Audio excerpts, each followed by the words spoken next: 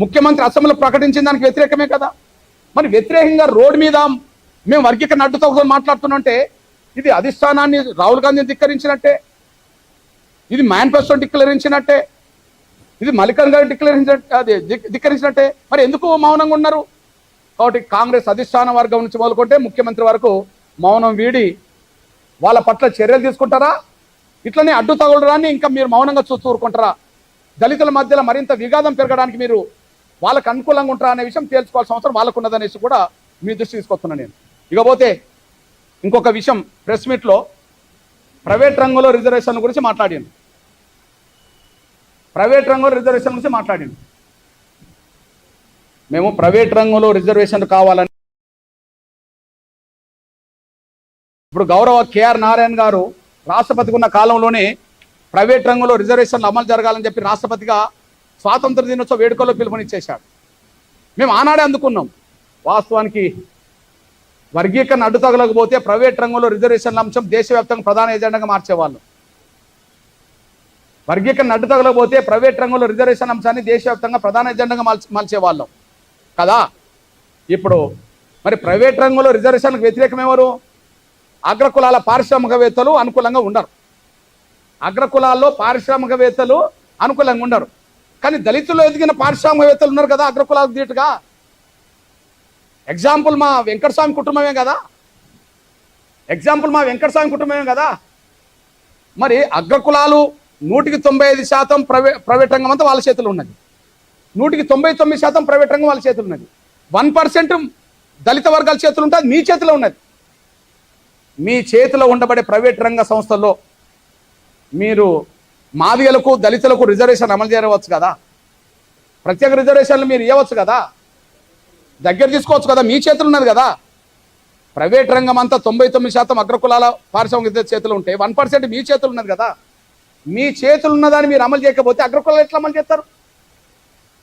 మీ చేతిలో ఉన్న పరిశ్రమల్లో మీరు నడిపే పరిశ్రమలోనే ప్రైవేట్ రంగంలో రిజర్వేషన్ల అమలుకు మీరు ముందుకు రాకపోతే అగ్రకులాల పారిశ్రామికవేత్తలు ఎలా అమలు చేస్తారో మీరు చెప్పండి.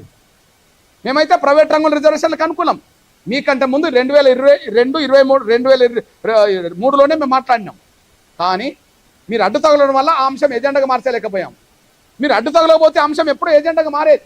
మళ్ళీ చెప్తున్నాం, ఈ దేశంలో అంబేద్కర్ కాలం నుంచి నేటి వరకు పెండింగ్లో దళిత వర్గాల సమస్యలు ఎన్ని ఉన్నాయో వర్గీకరణ అమలు చేసుకోవడం మొదలైన తర్వాత పెండింగ్ సమస్యలన్నిటిగా ఉద్యమం చేస్తాం. దేశవ్యాప్తంగా దళిత వర్గాలను, గిరిజన వర్గాలను, బలహీన వర్గాలందరినీ కూడా కడతాం. అంబేద్కర్ కాలం నుంచి నేటి వరకు పెండింగ్ సమస్యలు చాలా ఉన్నాయి. ఎగ్జాంపుల్ లోక్సభలో రిజర్వేషన్లు ఉన్నాయి, రాజ్యసభలో లేవు కదా. లోక్సభలో రిజర్వేషన్ రాజ్యసభలో లేవు కదా. శాసనసభలో రిజర్వేషన్లు ఉన్నాయి, శాసన మండలిలో లేవు కదా. ఓకే, విద్యా ఉద్యోగ సంక్షేమ రాజకీయ రంగంలో రిజర్వేషన్లు కొంత ఉన్నాయి. మరి న్యాయ వ్యవస్థలో రిజర్వేషన్ లేవు కదా, సుప్రీంకోర్టులో రిజర్వేషన్ లేవు కదా, హైకోర్టులో రిజర్వేషన్ లేవు కదా. అంటే అంబేద్కర్ కాలం నుంచి ఈ పెండింగ్లు ఉన్నాయి కదా. ఎస్సీ ఎస్టీలకు రిజర్వేషన్లు ఉన్నాయి, బీసీలకు చట్టసభలు రిజర్వేషన్ లేవు కదా, వాళ్ళు సాధించాలి కదా.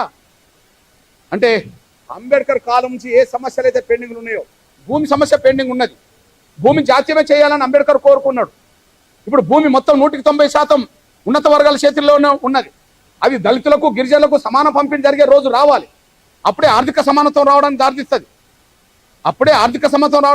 దాపోవటం కూడా చేయాలి. ఇవన్నీ జరగాలంటే మనవాదుల వల్ల సాధ్యపడదు, అంబేద్కర్ వాదుల వల్ల సాధ్యపడుతుంది. మాలలు మనవాదులు అయిపోయినరు కాబట్టి మాదిగలు అంబేద్కర్ వాదులు అయిపోయినరు. మళ్ళీ చెప్తున్నా, ఈ తెలుగు గడ్డ మీద దేశవ్యాప్తంగా అంబేద్కర్ నిజమైన వారసులు మాదిగలే, మాలలు మనవాదులు అయిపోయినారు. రాసిపెట్టుకోండి. Thank you. రైట్, అందరికి ధన్యవాదాలు. ఎంఆర్పిఎస్ మాదిగల కోసం మీటింగ్ పెట్టినట్టు కనిపిస్తున్నా దళితుల్లో మెజార్టీ కులాలకు న్యాయం కోసం పోరాటం చేస్తున్నాం.